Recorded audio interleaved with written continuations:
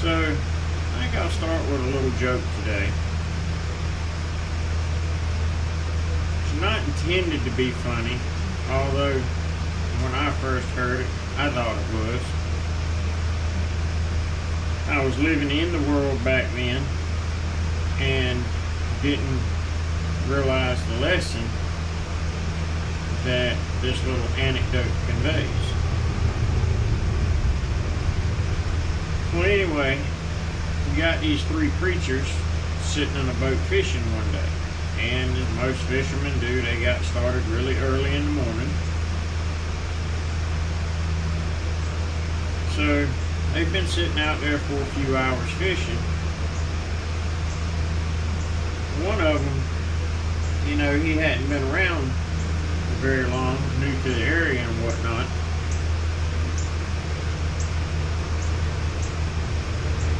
So one of the older fellas that has been there for a while, you know, he reels his line in and says to the other two, well, you know, it's been a while since breakfast and I'm starting to get a little bit hungry.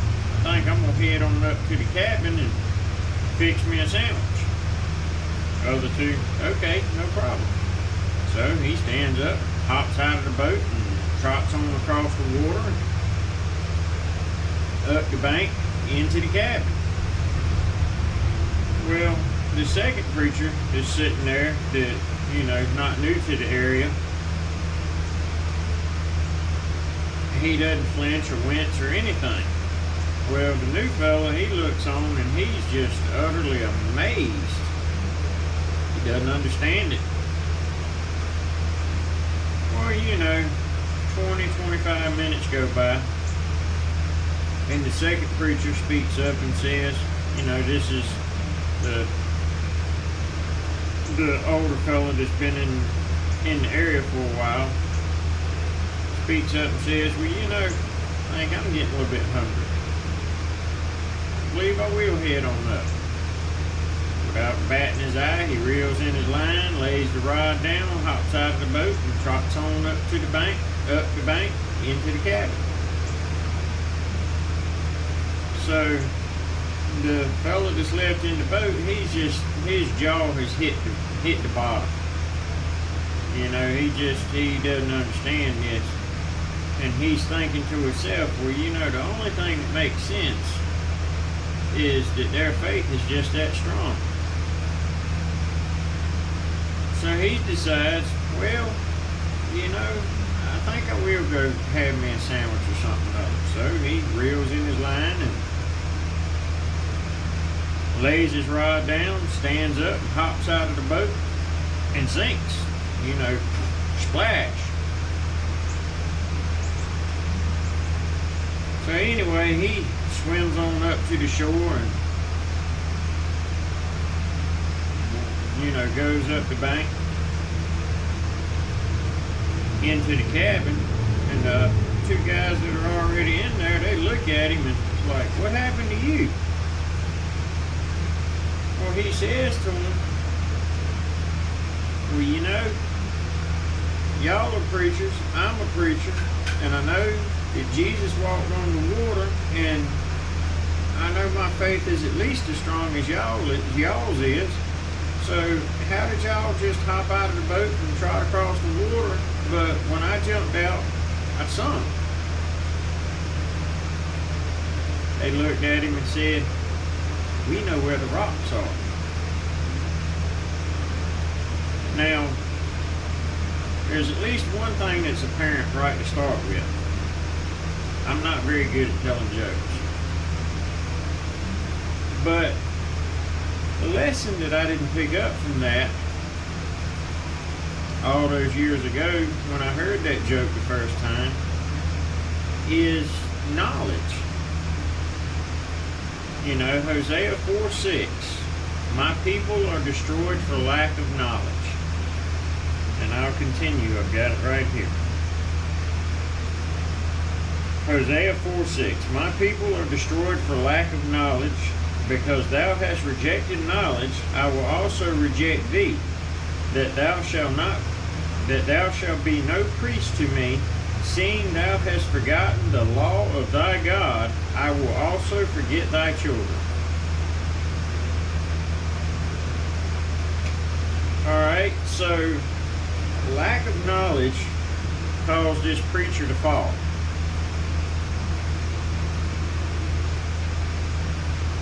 That being said, doesn't it stand to reason that knowledge would have kept him from falling, such as it did the first two preachers?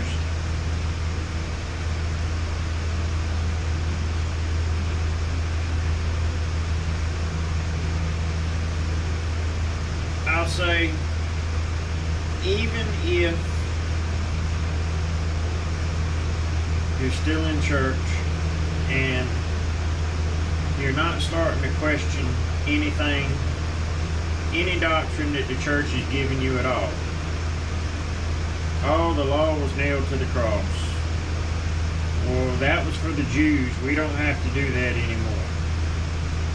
Or you're putting yourself under bondage by obeying the law. Or one of the more common things, well, did you hear or did you read what Paul said? Paul said to the Galatians such and such. You know, as if though Paul's word could trump Yahweh's word. And by no means am I speaking against Paul. You know, certainly he's very, very misunderstood, as Peter said. You know, people twist Paul's words to their own destruction.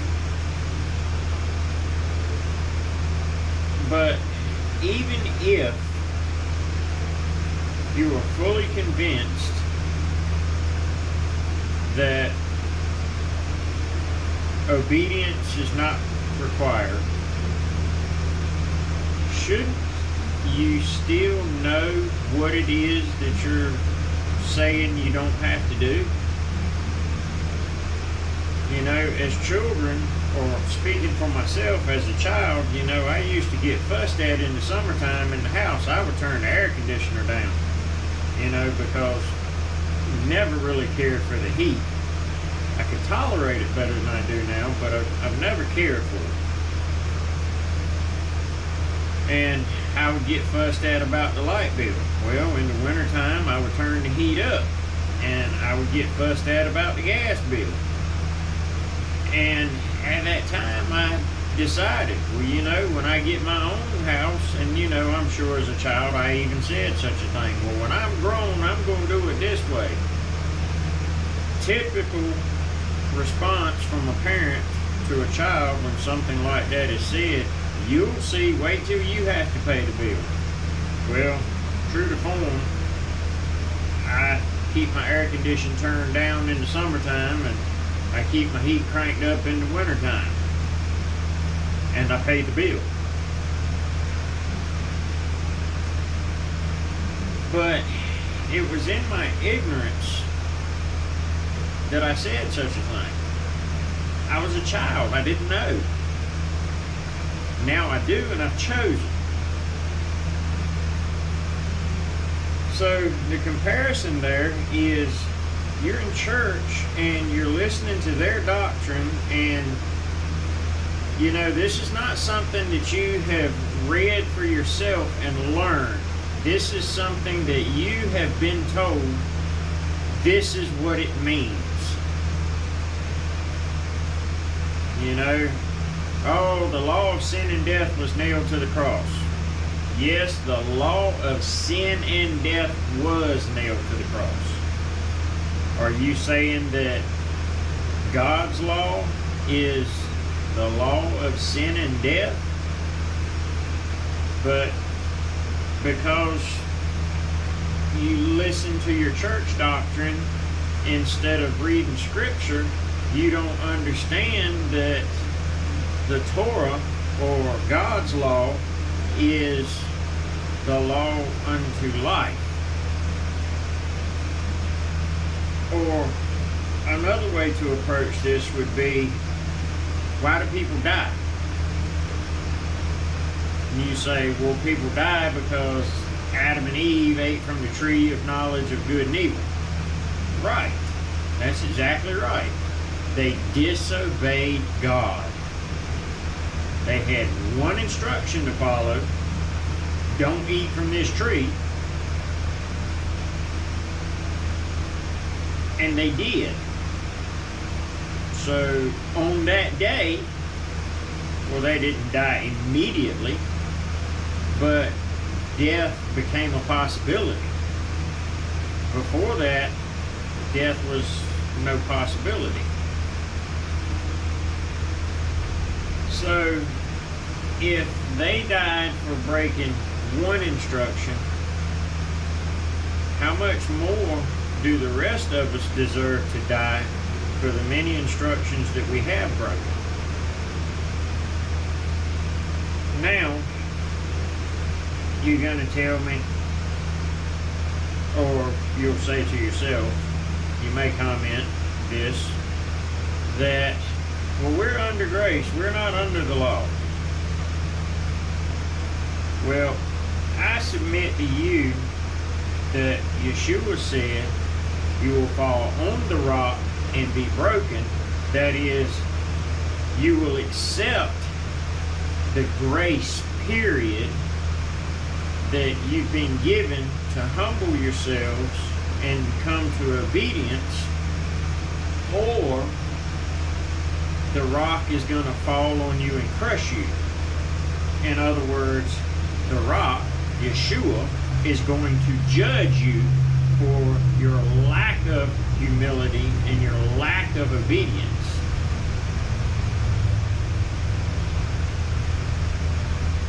If that's the path that you're on. But backing up to Hosea 4:6, my people are destroyed for lack of knowledge.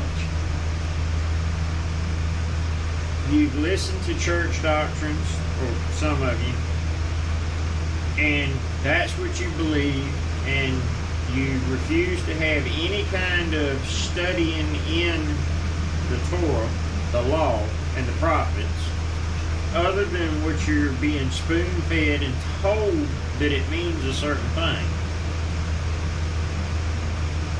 But how many of you know that it says in the Torah that you shouldn't borrow things?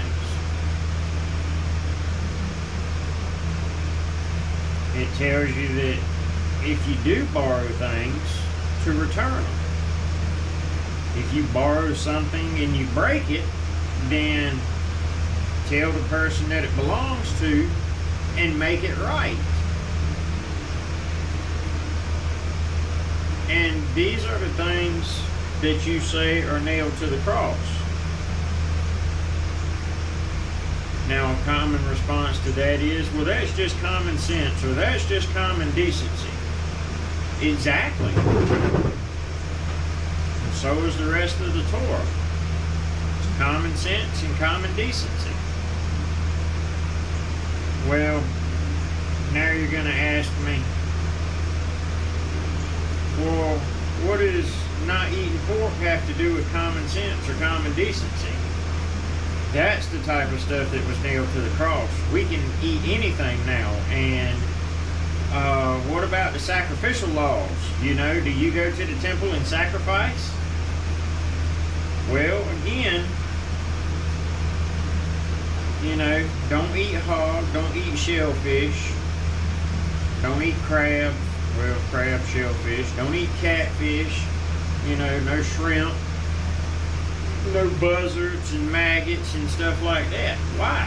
Because these things are cleaners to begin with. They're the things that clean up the world. You know, a hog will eat anything. And what do catfish eat?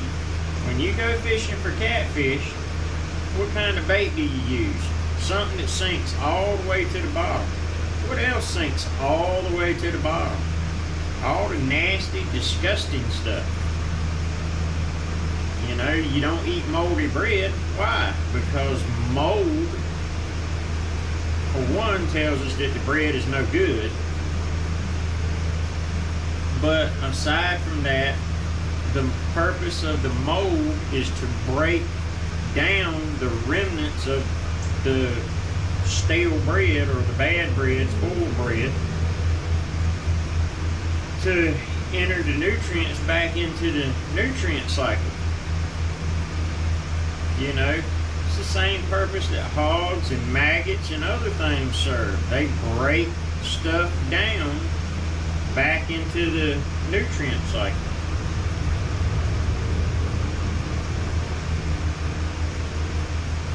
But hog, shellfish, catfish, and all of these things are loaded with toxins. They're loaded with parasites and all manner of things that are just terrible.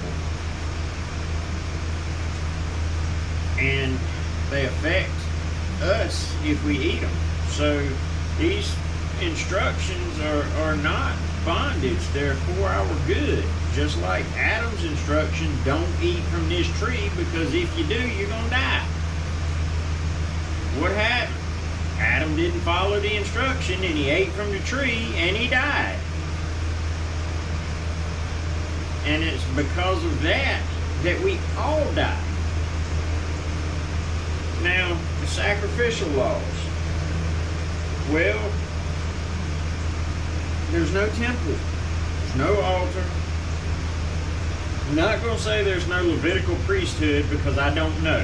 You know, only Yahweh knows this.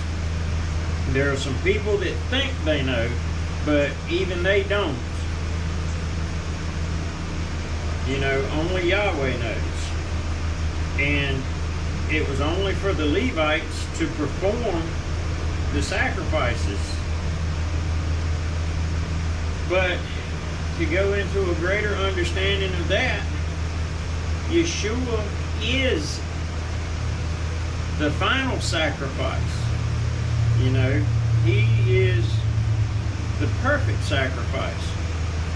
And not to be comparing Yeshua to paint, but it's just like when you go in and paint your house. You know, you go to the hardware store and you choose your color and you come back to your house and you paint it and you don't like it. Okay? You go to the hardware store and you choose another color. You come back, you paint it, you don't really like that one either. You just can't find exactly that perfect shade. Well, you do this a few times, at least for those of us who are willing to do such things. Not me. I don't paint. I despise it. But once you find the color that you like and you paint the house, in your mind it's perfect. Are you going to keep trying to paint it? No. Same concept with Yeshua.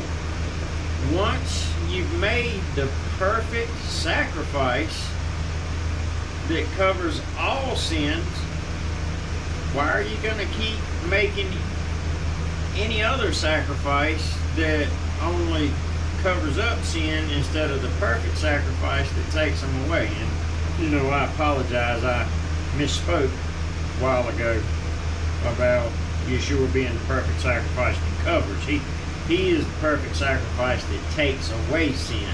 So, you know, it's just like having a pile of junk in the yard. You cover it with a tarp because you don't want to see it. Well, once you finally back your truck up, load it up, and haul it off, are you going to keep trying to throw a tarp over that spot in the yard? No, not at all. You know, you're not trying to cover up the eyesore anymore. The eyesore is gone. Just like the difference between Yeshua and sacrificing animals on the altar. You know, once you've got the perfect sacrifice that takes the sin away, why are you going to keep making sacrifices to cover up something that's not there?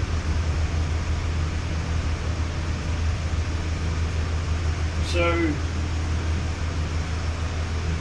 whether you think you're going to eventually agree with obedience or not, you can't make an informed decision without knowing what you're obeying to start with, which actually would be Proverbs 18:13, I believe it is. It says,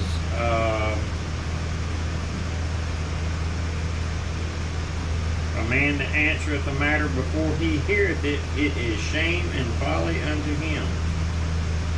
Proverbs 18:13, I see it.